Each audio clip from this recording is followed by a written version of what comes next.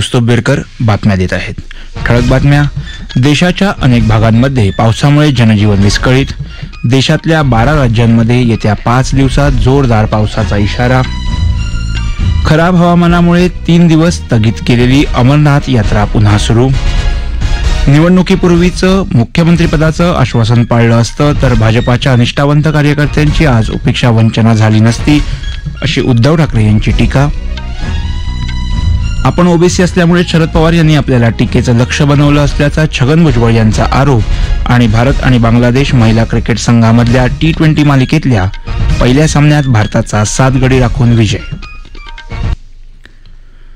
देशाच्या अनेक भागांमध्ये आजही पावसाचा जोर कायम राहिल्यानं जनजीवन विस्कळीत झालं. राष्ट्रीय राजधानी दिल्लीत गेल्या 24 तासात 153 मिलीमीटर पावसाची नोंद झाली. हा गेल्या 21 वर्षातला एका दिवसाच्या पावसाचा उच्चांक आहे. शहरात अनेक ठिकाणी घरं कोसळली, मात्र कुठेही जीवितहानी झाल्याचं वृत्त नाही. उद्या दिल्लीतल्या सर्व शाळा बंद राहतील, असं मुख्यमंत्री अरविंद केजरीवाल यांनी जाहीर केलं आहे. यमुना नदीची पातळी दिल्लीत वाढत असून ती उद्या धोक्याची पातळी ओलांडू शकते, असं केंद्रीय जल आयोगानं सांगितलं. शेजारच्या गुरुग्राममध्येही सर्व शाळा बंद ठेवण्याची सूचना जिल्हा प्रशासनानं दिली आहे. उत्तराखंड, राजस्थान आणि केरळमध्ये जोरदार पाऊस होत आहे. हिमाचल प्रदेशात मुसळधार पावसामुळे सोलन जिल्ह्यात भूस्खलन झालं. दोची इथं 3 इमारती कोसळल्याचं वृत्त आहे. हवामान विभागानं हिमाचल प्रदेशासाठी रेड अलर्ट जारी केला असून कांगरा, चंबा, शिमला, मंडी, कुलू, सिरमान, सोलन या जिल्ह्यांमध्ये पूरस्थिती निर्माण होण्याची शक्यताही वर्तवली आहे.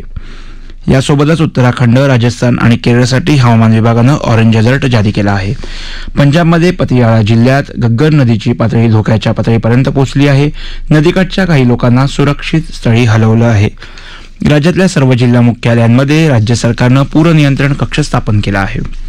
दोडा जिल्ह्यात आज एका बसवर दरड कोसळून झालेल्या अपघातात 2 जणांचा मृत्यू झाला तर 1 जण जखमी झाला.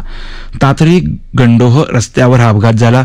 दरम्यान गेले 3 दिवस सुरू असलेल्या संततधार पावसाच्या पार्श्वभूमीवर प्रशासनानं कठुआ आणि साम जिल्ह्यांमध्ये पाणलोट क्षेत्रात धोक्याचा इशारा दिला आहे. रामबन, दोडा आणि उधमपूर जिल्ह्यातही रात्रभर पाऊस सुरू आहे.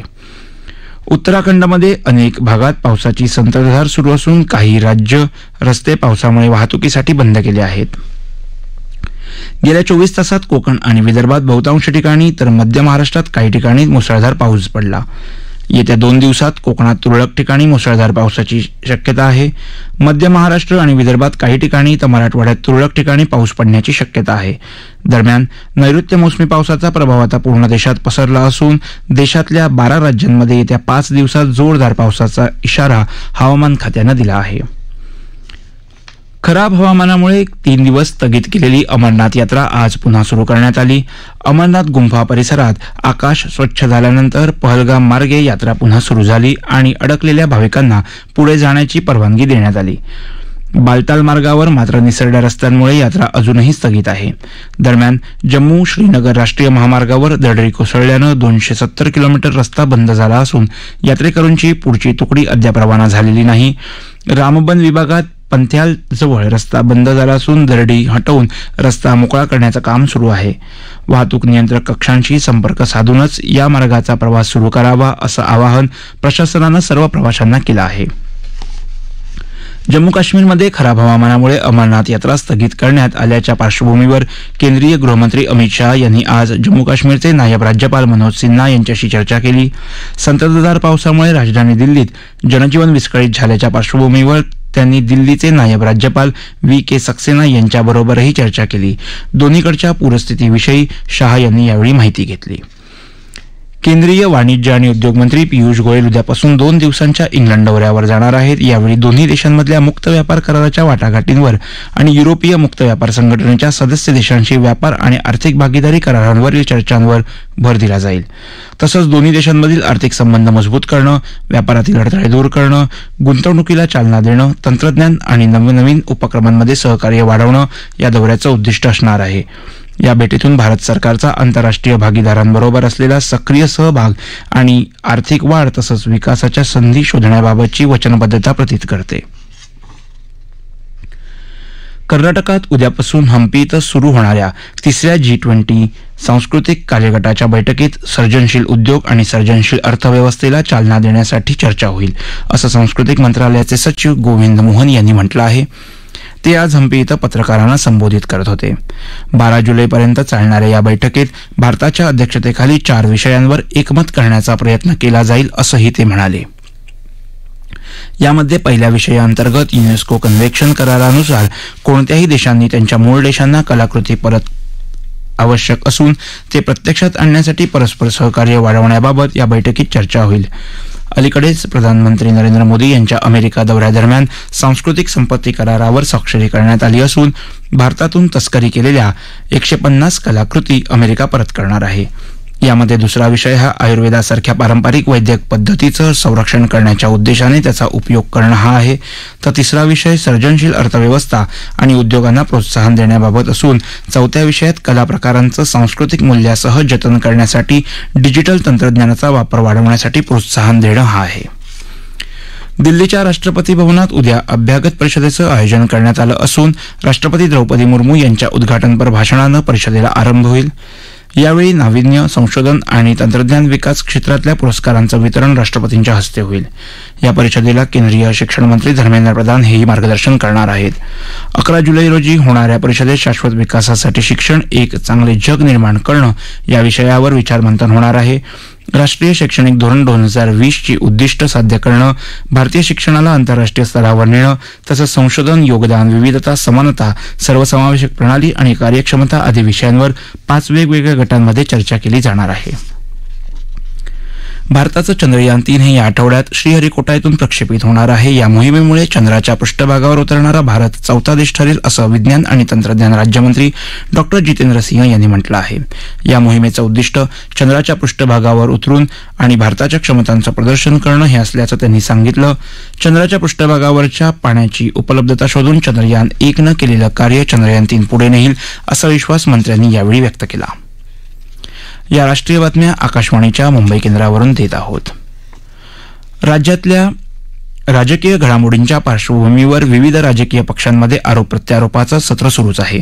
भाजप सेना युतीत 2.5 वर्ष मुख्यमंत्रीपदाचा निवडणुकीपूर्वी ठरलेला निर्णय पाळला असता तर भाजपच्या निष्ठावंत कार्यकर्त्यांची आज होत असलेली उपेक्षा वंचना झाली नसती, अशी टीका माजी मुख्यमंत्री उद्धव ठाकरे यांनी केली आहे. ते आज त्यांच्या विदर्भ दौऱ्यात यवतमाळ इथं बातमीदारांशी बोलत होते. मुख्यमंत्रीपदाबाबत ठरलं ते नाकारून भाजपनं आपल्याला युतीतून बाहेर ढकललं, असं ते म्हणाले. भाजपनं दुसऱ्यावर दोषारोप करू नयेत. इतर पक्षातून जे बाजार बुणगे भाजपात घुसवले त्याकडे त्यांनी बघावं. आता पक्षफोडीचं राजकारण सोडून भाजपनं पक्ष पळवणं सुरू केलं आहे. मात्र जनतेला हे आवडत नाही, ते लोकांच्या भेटीतून कळत आहे. पक्षानं त्यांना मोठं केलं, तेच सोडून गेले, पण त्यामुळे उलट पक्षात नवे चेहरे पुढे येत आहेत, असं उद्धव ठाकरे म्हणाले. काल सुद्धा माझ्या घरी मातोश्रीमध्ये काल पण परवा पण जसं काल तर सांगलीची वगैरे काही लोक आली, परवा साताऱ्याची आली, सोलापूरची आली. शिवसेनेत पण नवीन चेहरे येत आहेत. उलट जे आता जे शिवसैनिक ज्यांना मेहनत करून सुद्धा संधी मिळत नव्हती, ज्यांच्यावरती पदक घेऊन आम्ही अन्याय केला होता, त्यांना नवीन चेहरे आता त्यांना चांगली संधी मिळते. आणि नवीन आता जसं मध्ये मी माझ्या एका भाषणात उल्लेख केला होता, आपल्या नितीन देशमुखांनी चांगलं मांडलं होतं की शेती आमची आहे ना, तुम्ही पीक कापलं असेल पण शेती आमची आहे, त्याच्यामुळे पीक नवीन येणार. आता ते जे काही त्यांनी कापणी करून गेले त्याला हमी भाव मिळतोय का बघा.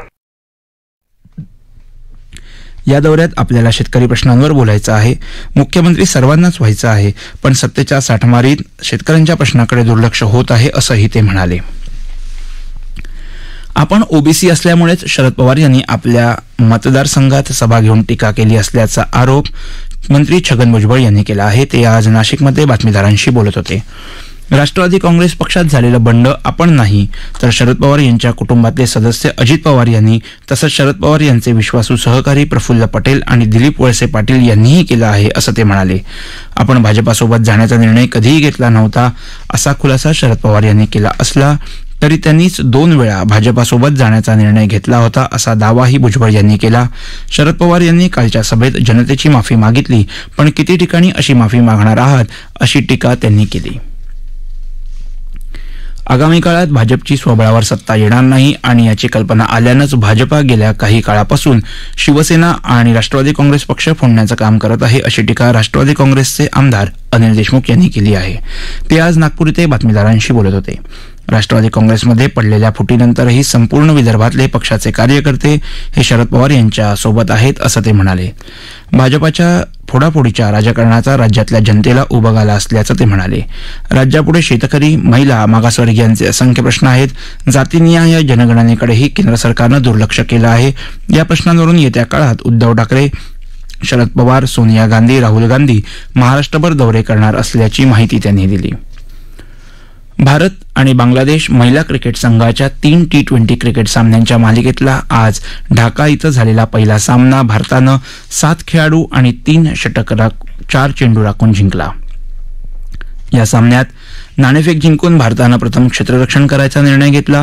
त्यानंतर भारताच्या शिस्तबद्ध गोलंदाजीसमोर बांगलादेशचा संघ निर्धारित 20 षटकांमध्ये केवळ 5 बाद 114 धावाच करू शकला. बांगलादेशच्या शुमा अख्तर हिनं सर्वाधिक 28 धावा केल्या, तर भारताच्या वतीनं पूजा वस्त्रकार, मीनू मणी आणि शेफाली वर्मा हिनं प्रत्येकी 1 खेळाडू बाद केला. विजयासाठी 115 धावांचा पाठलाग करताना भारताची शेफाली वर्मा पहिल्याच षटकात खातं न खोलता आणि त्यानंतर चौथ्या षटकात जेमिना रॉड्रिक्स 11 धावा करून माघारी परतली. पण नंतर स्मृती मंधाना आणि हरमनप्रीत कौर हिनं 70 धावांची भागीदारी करत भारताला विजयी लक्ष्य गाठण्यास मदत केली. स्मृती मंधाना हिनं 38 तर हरमनप्रीत कौर हिनं नाबाद 54 धावांची खेळी केली. बांगलादेशच्या वतीनं सुलताना खातून हिनं 2 तर मारुफा अख्तर हिनं 1 खेळाडू बाद केला. या मालिकेतला दुसरा सामना येत्या मंगळवारी 11 जुलैला तर तिसरा सामना येत्या गुरुवारी 13 जुलै रोजी होणार आहे. कॅनडा खुल्या बॅडमिंटन स्पर्धेत पुरुष एकेरीचा अंतिम सामना भारताचा लक्ष्य सेन आणि चीनची ली शिफेंग यांच्यात होणार आहे. भारतीय प्रमाणवेळेनुसार आज मध्यरात्रीनंतर 12:50 हा सामना सुरू होईल.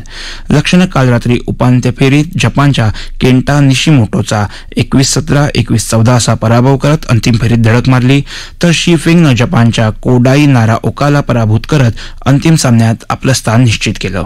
या दोघांमध्ये आतापर्यंत झालेल्या सामन्यात लक्ष्य सेनने 4 वेळा तर शिफेंगनं 2दा विजय मिळवला आहे. थायलंड खुल्या स्पर्धेत त्यांचा शेवटचा सामना झाला, त्यात लक्ष्यनं 21-17, 21-15 अशी बाजी मारली होती. श्रीनगरमधल्या राजभवन इथे नायब राज्यपाल मनोज सिन्हा यांनी दहशतवादी हिंसाचारात बळी पडलेले नागरिक, नागरी समाजाचे सदस्य, व्यापारी, वकील, शिक्षक यांच्या शिष्टमंडळाशी आज संवाद साधला. यावेळी बोलताना राज्यपालांनी जम्मू काश्मीरच्या वाडीमध्ये नागरी सामाजिक शांतता कार्यकर्ते, पंचायती राज संस्थांचे सदस्य आणि आदिवासी समुदायाच्या महत्त्वपूर्ण योगदानाचं कौतुक केलं. प्रगतीशील समाजाची स्वप्ने आणि महत्त्वाकांक्षा शांततेच्या परिस्थितीतच पूर्ण होऊ शकतात. शांतता आणि सद्भावना बिघडणाऱ्या काही घटकांपासून समाजाने सावध राहिले पाहिजे आणि त्यांचे प्रयत्न अयशस्वी केले पाहिजेत असं ते यावेळी म्हणाले. केंद्रानं जिल्हास्तरीय शालेय शिक्षण व्यवस्थेच्या कामगिरीचं मूल्यांकन करणारा PGID म्हणजेच परफॉर्मन्स ग्रेडिंग इंडेक्सचा 2020-21 आणि 2021-22 या वर्षाचा अहवाल जारी केला आहे.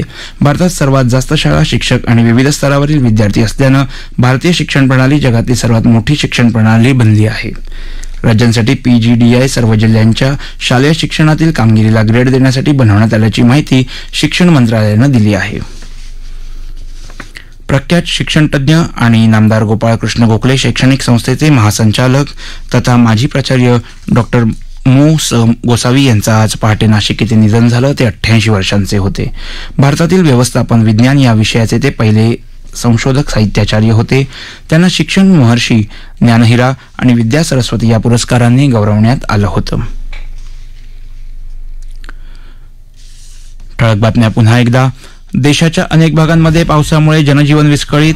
देशातल्या 12 राज्यांमध्ये येत्या 5 दिवसात जोरदार पावसाचा इशारा. खराब हवामानामुळे 3 दिवस स्थगित केलेली अमरनाथ यात्रा पुन्हा सुरू. निवडणुकीपूर्वीचं मुख्यमंत्रीपदाचं आश्वासन पाळलं असतं तर भाजपच्या निष्ठावंत कार्यकर्त्यांची आज उपेक्षा वंचना झाली नसती अशी उद्धव ठाकरे यांची टीका. आपण ओबीसी असल्यामुळे शरद पवार यांनी आपल्याला टीकेचं लक्ष्य बनवलं असल्याचा छगन भुजबळ यांचा आरोप. आणि भारत आणि बांगलादेश महिला क्रिकेट संघामधल्या T20 मालिकेतल्या पहिल्या सामन्यात भारताचा 7 गडी राखून विजय. याबरोबरच आकाशवाणी मुंबई केंद्रावरचं हे राष्ट्रीय बातमीपत्र संपलं. नमस्कार.